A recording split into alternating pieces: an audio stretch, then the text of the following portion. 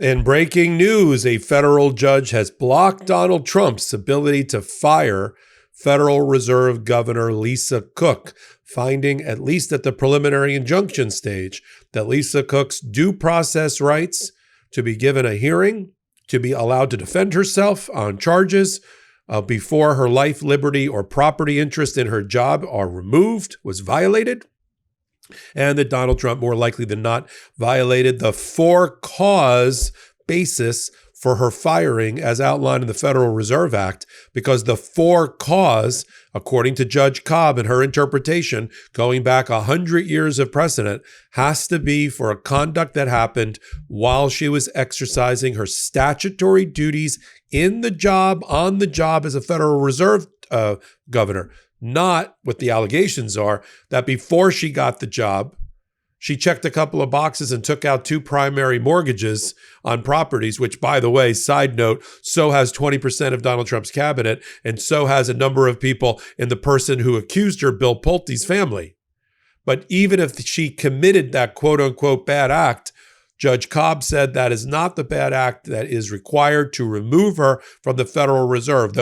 And pointed out that those would have been facts in the public record that should have come out during her confirmation process for the 14-year term until 2038 that she was appointed and confirmed by the Senate for under Joe Biden. She is not, the judge, going to allow Donald Trump to violate, in her words, the independence of the Federal Reserve, which is sacrosanct and which the Supreme Court has affirmed as recently as May of this year. She's not going to let him do it. She doesn't agree with Donald Trump that anything he says is for cause is the for cause reason somebody gets fired, which would turn the entire issue on its head. I mean, the Supreme Court in May said, no, Trump, you can fire everybody, but you can't fire the Federal Reserve governors or its chairman without for cause. If for cause is whatever Donald Trump says it is, then what's the difference between for cause and not for cause? What's the difference between at-will employment and for cause employment if it's whatever you say? It has to be, according to the judge and based on history, what's called inefficiency, neglect of duty, or malfeasance. Those are terms of art in the law, all kind of come back to the same place, that you screwed up your job while on the job about your job. That's it. If you did something else, it either is going to, because it's a crime, it's either going to render you ineligible and you'll be taken out that way, and that's okay. The judge basically said if it's something related to a heinous crime, or something of moral turpitude, or something of that goes to a conviction, the person will be removed anyway. But for now, it has to be on-the-job misconduct. And since that wasn't present, she has reinstated Lisa Cook, or I would say reinstated. She's kept her in the job. Lisa Cook never got out of the job. She kept her in the job. And we have a big date, red letter date, September 16th is when the Federal Reserve's Open Market Committee, which Lisa Cook is one of the 12 members, meets to set rates. And Donald Trump's been pressuring her to cut those rates. That's also what Judge Cobb has said, which is it looks like this is a policy disagreement masquerading as a for-cause termination, and I'm not going to let you do that either. She also refused to stay the order. So in other words, unless and until she gets blocked by the appellate court above her, which is the DC Court of Appeals, or the DC Circuit Court of Appeals, Lisa Cook's going to be set rates along with the rest of them on the 16th of September. Side note, they are likely to vote to cut the rates.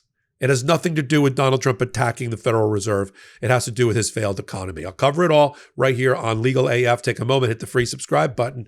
And then we got a Legal AF Substack where I am posting this entire order, and it's about 50 pages on Legal AF Substack so you can read it for yourself. But I'll give you the overview right now. I'm Michael Popok. Let's get into it. How did this start? Donald Trump has been banging away at the Federal Reserve for, since he got in office, even when he was a candidate. And he's wanted to get rid of Jay Powell, the Federal Reserve chairman, because he thinks if he gets rid of that one vote, the rest will fall. He'll get control of the Federal Reserve and he'll get control of interest rate setting. He wants to lower the rates because he needs free and cheap money in order to bolster his failing economy. A failing economy that's a self-inflicted wound because of his depraved and idiotic tariff policies. Tariffs are, or as the Wall Street Journal put it, tariffs are taxes. Taxes are bad for economic growth. Donald Trump never learned that lesson, nor anybody in his administration. So he needs free and cheap money to come flying out so that people build businesses and borrow more and maybe hire more, leading to higher wages, higher prices, higher inflation. And you see where this is going. So he was unsuccessful in getting rid of Chairman Powell because there's no for-cause reason. He tried to argue, there's cost overruns about 2 buildings that are being renovated for the Federal Reserve. He's responsible for cause. Well, he backed off that. So then they looked for who else can they get.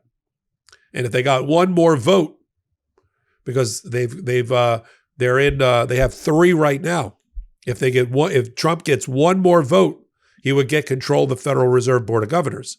I mean, right now, Stephen Merrin is being voted on by the Senate Banking Committee later today for his confirmation. Let's assume he gets in. That'll give Trump 3 votes out of 7. Merrin, Waller, and Bowman.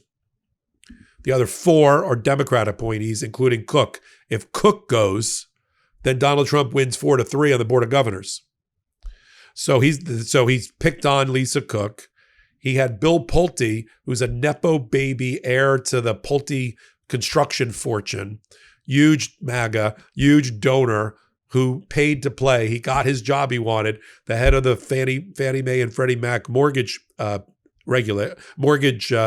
facilitators, I guess is the best way to put it.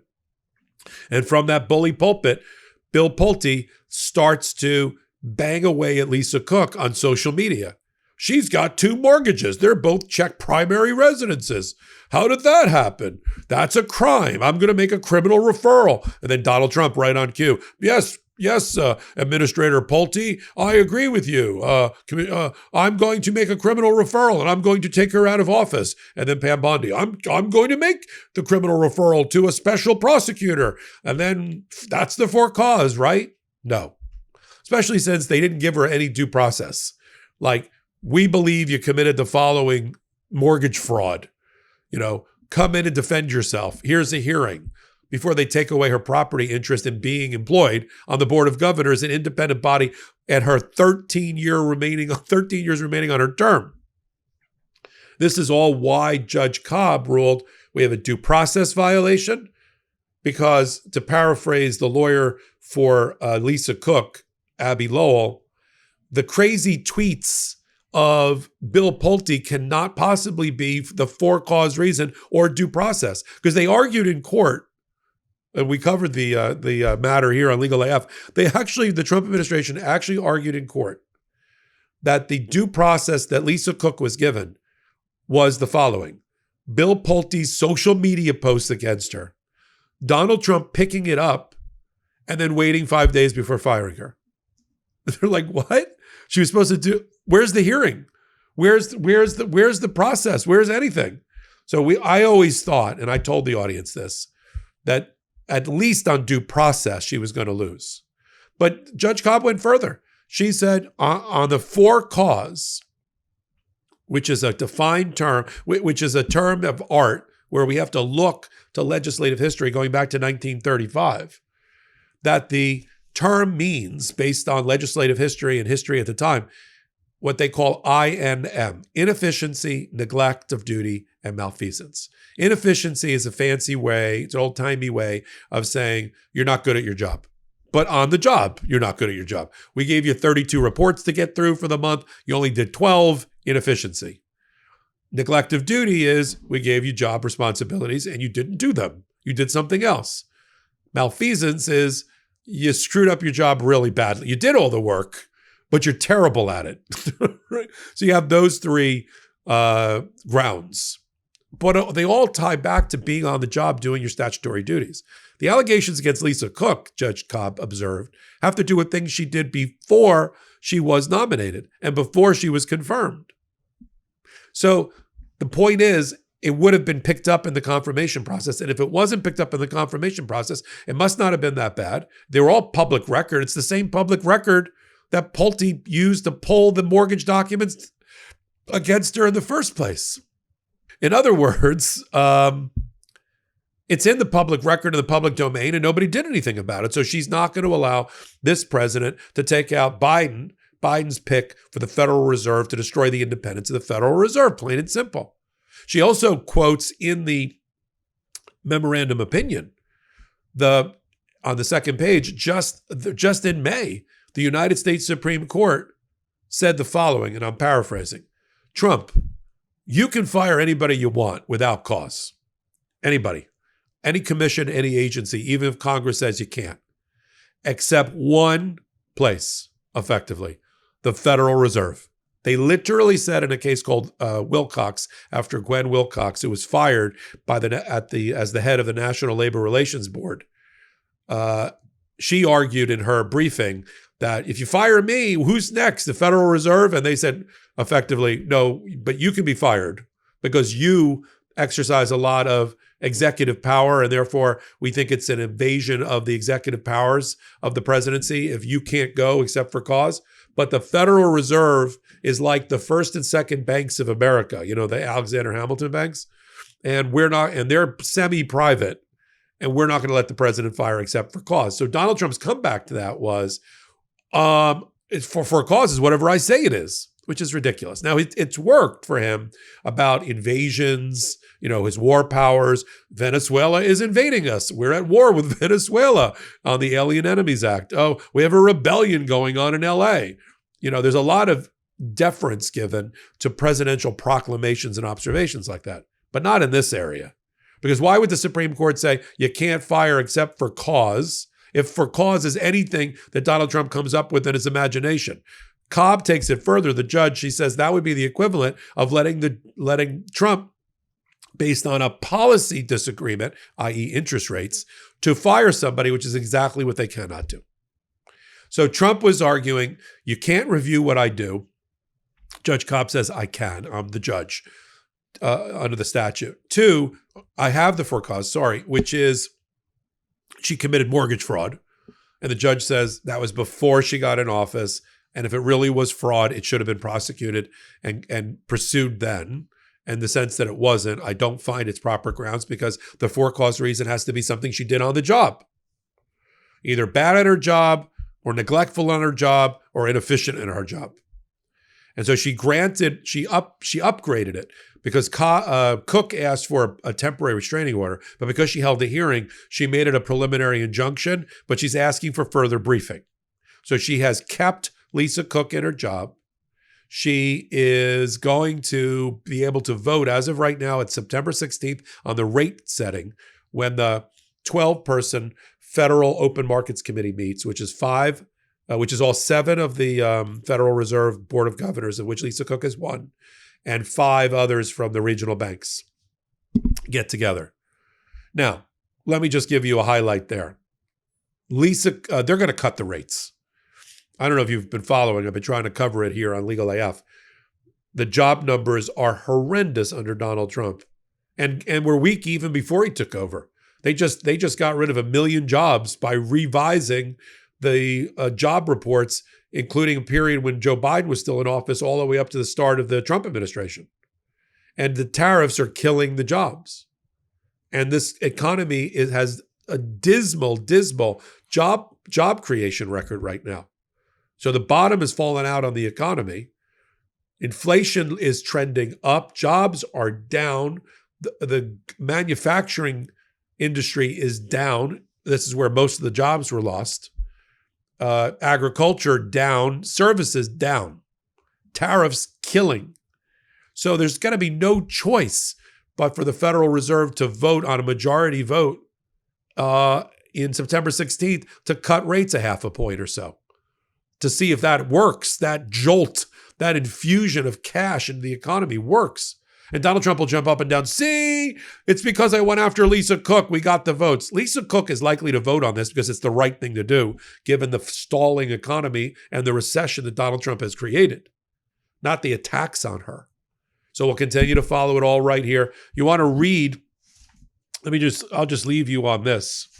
Here's the judge's, in the first couple of pages, here's what the judge says. At this preliminary stage, in the bottom of page 1 over to 2, the court finds that Cook has made a strong showing that her purported removal was done in violation of the Federal Reserve Act's for-cause provision. The best reading of the for-cause provision is that the bases for removal of a member of the Board of Governors are limited to grounds concerning a governor's behavior in office and whether they have been faithfully and effectively executing their statutory duties. For-cause thus does not contemplate removing an individual purely for conduct that occurred before they began in office. In addition, the court finds that the removal also likely violated Cook's procedural rights under the Fifth Amendment's Due Process Clause. She's also demonstrated the irreparable harm for her removal and that the Federal Reserve's independence will be damaged if she is allowed to be removed under these circumstances. Now, she wants more briefing. She's refused to stay this decision, keeping Lisa Cook in her job. It's not reinstating her, it's keeping her in her job. Donald Trump's going to have to run now, and I'm sure he will, and I'll report on it quickly. He's going to have to run to the D.C. Court of Appeals, Circuit Court of Appeals, and get a stay if he can. If he can't, he's going to have to try to go to the United States Supreme Court on an emergency basis. And this is all going to come to a head.